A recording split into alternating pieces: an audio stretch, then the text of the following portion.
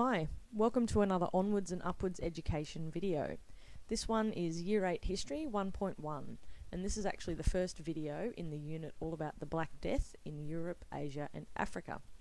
So the focus of this video will be giving you some background information about what living conditions were like in cities and towns in the years leading up to the plague.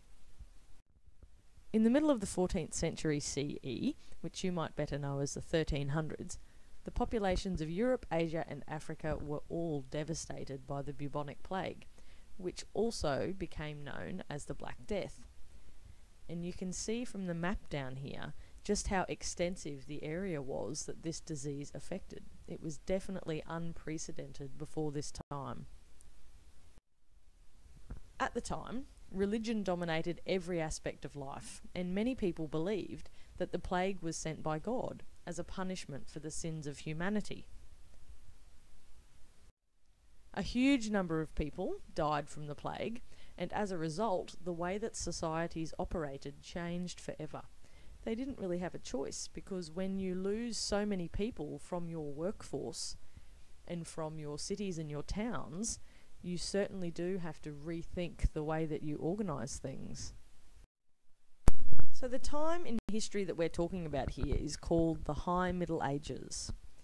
Basically that just means the later Middle Ages.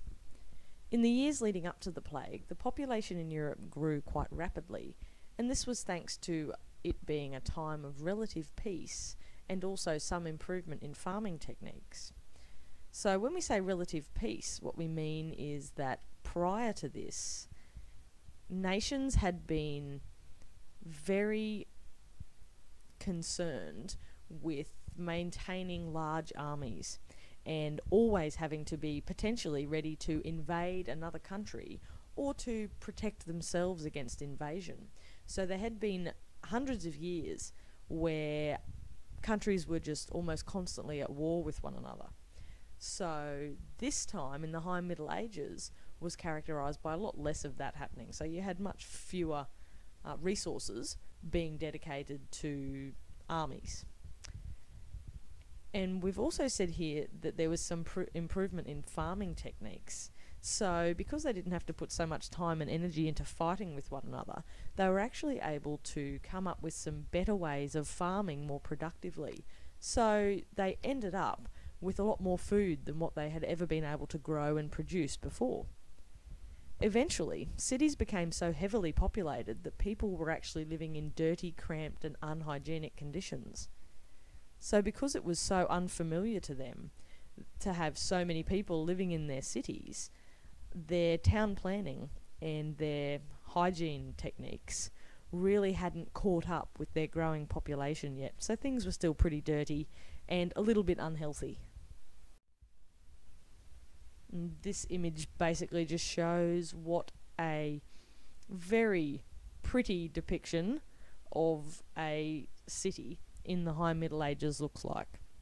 And you can see in the foreground there that it's got a castle, like you would expect any large city at this time in history to have. You can see it has a number of churches in the foreground and in the background. And then you can see there's plenty of houses in quite close proximity to one another, so fairly densely populated cities. Now, due to the increase in the amount of food and other goods that people were producing at this time, trading, which is the buying and selling of goods and products between countries, had really taken off. So by the time the Black Death happened, trading was very regular between cities and towns in Europe, Asia and Northern Africa. And the way that this trading would happen would either be via overland trade routes, or it would be through port cities set up along the water where boats could basically dock and unload cargo and then reload other cargo and head home.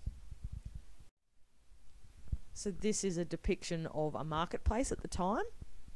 Alright, this was as good as it got in terms of shopping in those days, and the whole idea of buying and selling goods was actually a relatively new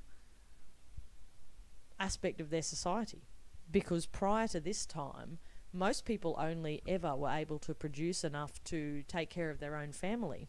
So there was never an excess or a surplus that they could sell to anyone else. So these markets would have been very popular, both because of their actual function as being a place of trade, but also just because they were a bit unique and different and fairly exciting for people of the time. So it's fair to ask, if it had all been going so well, what went wrong?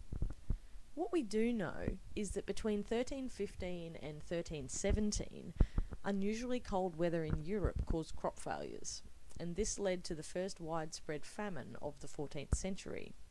And we know that they were basically unprepared for this cold weather, and for some reason they hadn't got good storage practices in place that sort of protected them from hunger when they weren't able to produce quite as much from their agriculture as they were used to.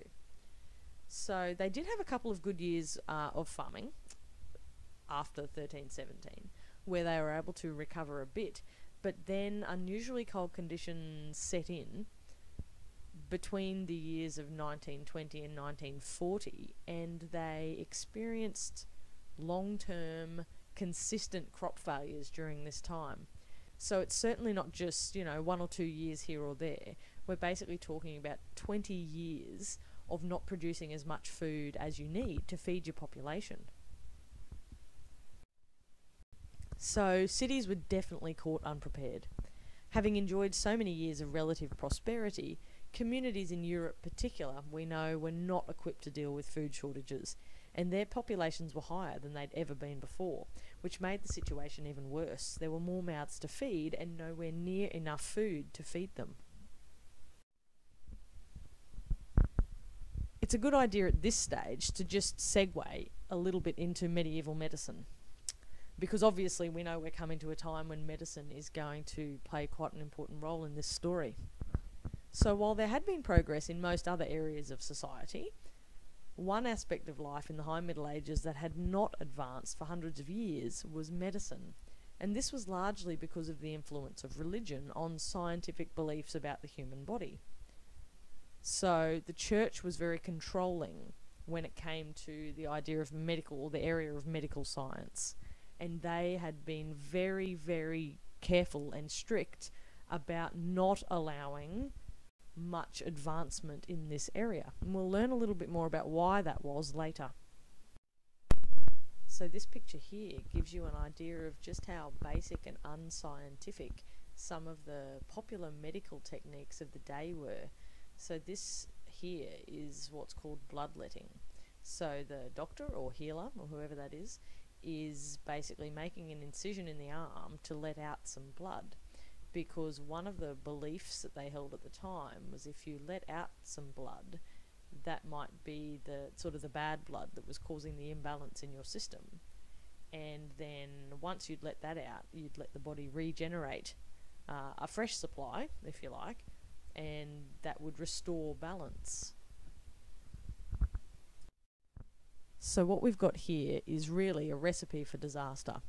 We've got people who are malnourished because of the famine and because of their inability to string together good seasons of farming.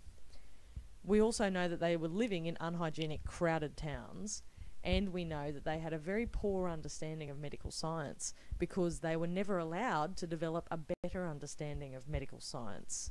So it does beg the question, what hope did they have when the plague hit? And this one's just a list of some key terms that you will certainly find helpful throughout this unit. And just a few more here.